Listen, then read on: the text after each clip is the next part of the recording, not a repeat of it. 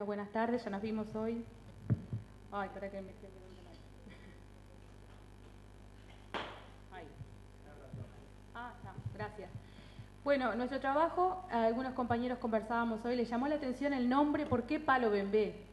Es un nombre en realidad un poco extraño.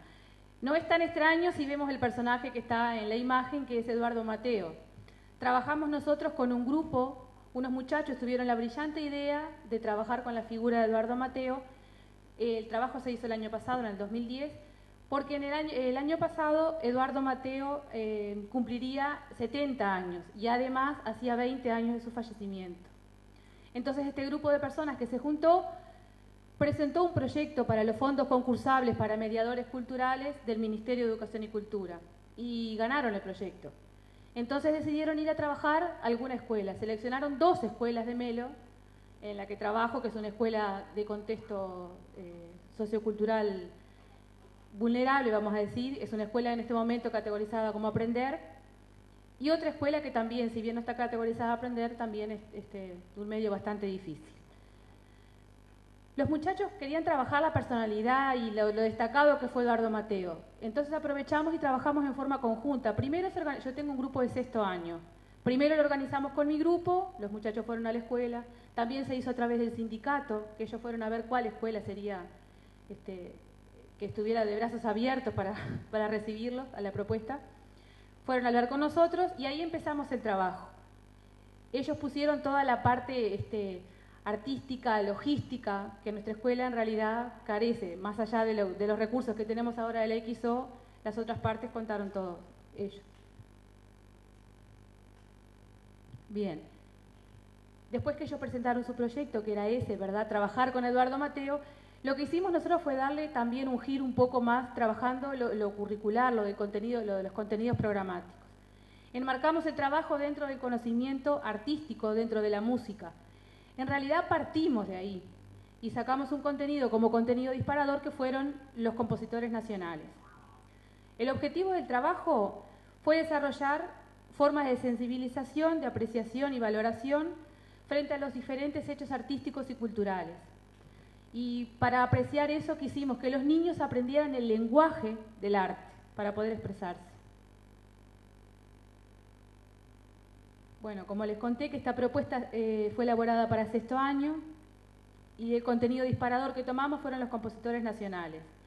El punto de partida lo tomamos en el área del conocimiento artístico, pero en realidad remarcamos 3 áreas más del conocimiento. Estuvimos trabajando las ciencias sociales, el área de conocimiento de la lengua y obviamente que el artístico también.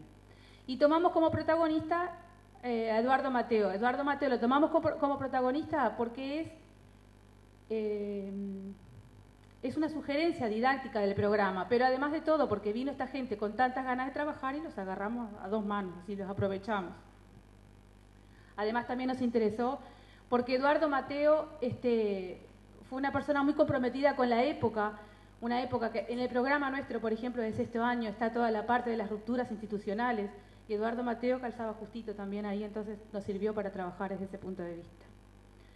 Desde el área de conocimiento artístico, lo que intentamos fue tomar como punto de partida este tema, ya que de acá se abría una concepción crítica. Tratamos de que los chiquilines pudieran adquirir una conceptualización totalizadora del trabajo.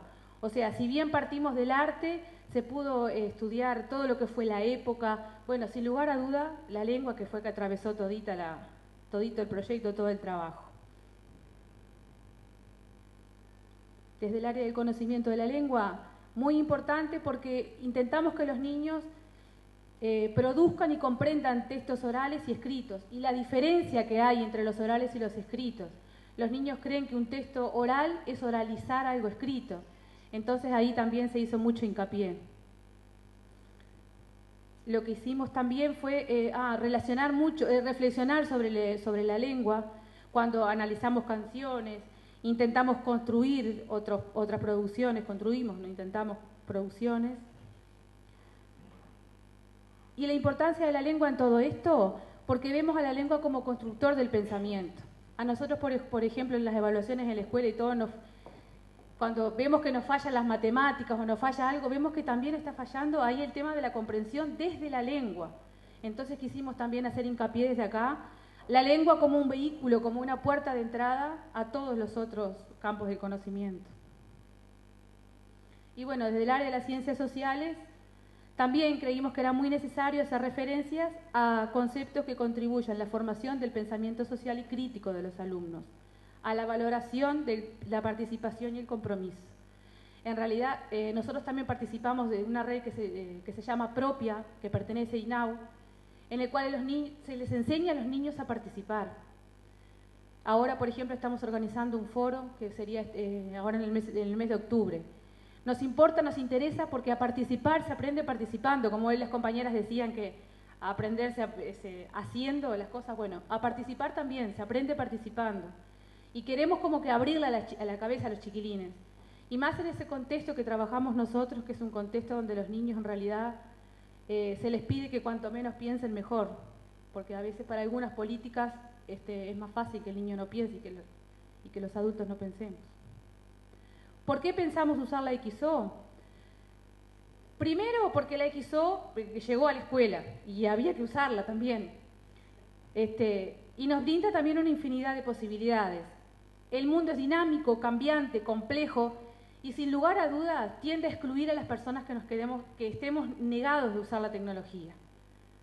¿Verdad? Al principio capaz que algunos teníamos miedo de usarla, pero cuando llegaron hubo que aprender con ellas porque si no estamos quedando de afuera. En cuanto a la XO y a todos los otros, a todo lo otro tecnológico.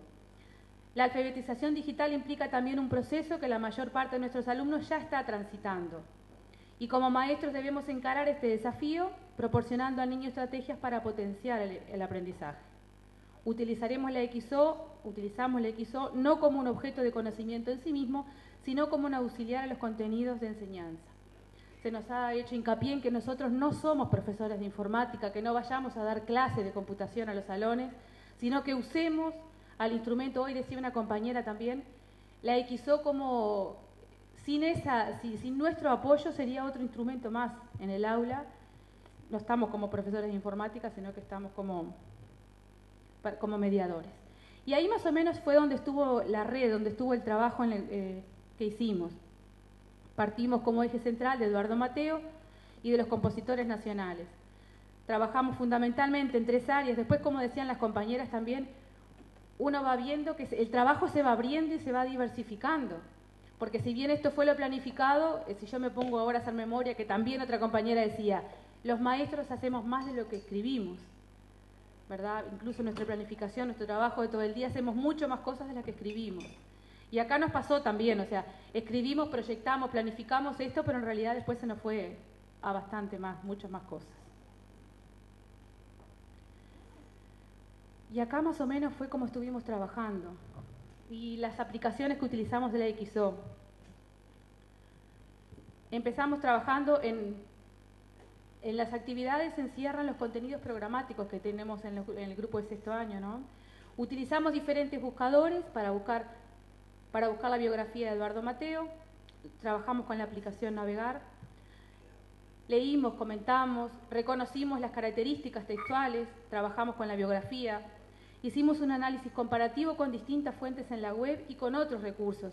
No solamente nos quedamos con la computadora, sino también con lo que sabían los niños, con lo que traían, que alguien les contaba que conocía a Eduardo Mateo, con libros sacaron información, y ahí pudimos contrastar todos esos materiales. Y se registró también la actividad en esquemas y mapas conceptuales. Ahí trabajamos con la actividad laberinto, que a los chiquilines, no sé, a mí me pasa, por ejemplo, les encanta trabajar en laberinto. Antes, cuando vamos a hacer un mapa, un esquema, maestra, que no me da el cuaderno, no me da el espacio, flecha para acá, flecha para allá. Sin embargo, la actividad laberinto creo que en eso nos ha facilitado cantidad. A los míos, por ejemplo, en estos años que han tenido la computadora, les encanta trabajar con esa actividad.